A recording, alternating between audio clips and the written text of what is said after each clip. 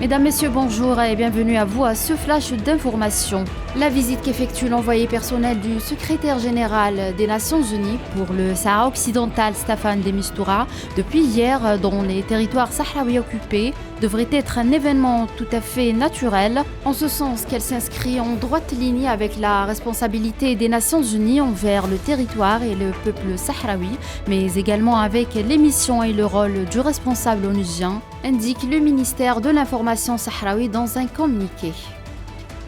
Une nouvelle association de solidarité avec le peuple sahraoui a été créée en Argentine par des militants de la cause sahraoui à l'occasion d'une tournée effectuée dans la province de Cordoba par l'ambassadeur Mohamed Ali Salem, représentant du Front Polisario en Argentine, rapporte lundi l'agence de presse sahraoui. Le jeune palestinien Ayed Samih Bouharb, âgé de 19 ans, est tombé en martyr sous les balles des forces de l'occupation sioniste à l'aube mardi dans le camp de réfugiés de Nour Shams, à l'est de Toulkram, a rapporté l'agence palestinienne de presse Wafa, citant une source médicale. La Russie va livrer prochainement des céréales gratuites à 6 pays africains, a indiqué lundi le président russe Vladimir Poutine, recevant à Sochi son homologue turc Recep Tayyip Erdogan. Je cite, « Nous sommes sur le point de conclure des accords avec 6 États africains auxquels nous avons l'intention de fournir gratuitement des céréales dans les prochaines semaines », a-t-il indiqué lors d'une conférence de presse. Le président russe a affirmé par la suite que son pays était prêt à assurer la logistique gratuite pour livrer ses cargaisons.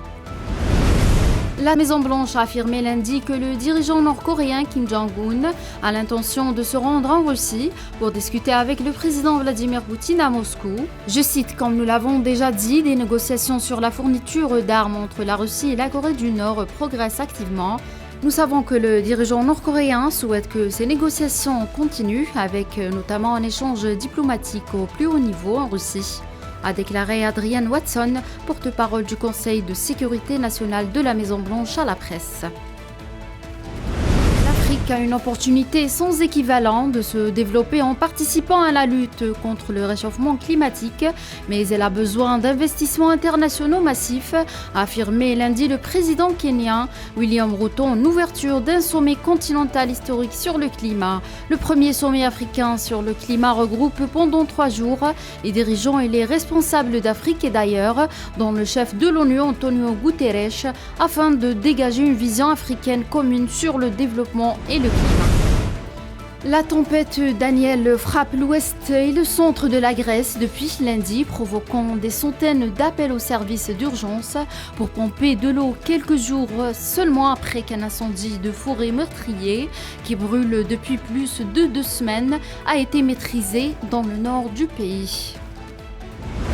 La Chine a alloué 200 millions de yuans à certaines régions touchées par des typhons et des inondations qui seront affectées vers divers objectifs, notamment le relogement des résidents, l'élimination des dangers cachés et la réparation des maisons endommagées, a annoncé mardi le ministère chinois des Finances. C'est la fin de ce flash, merci de l'avoir suivi.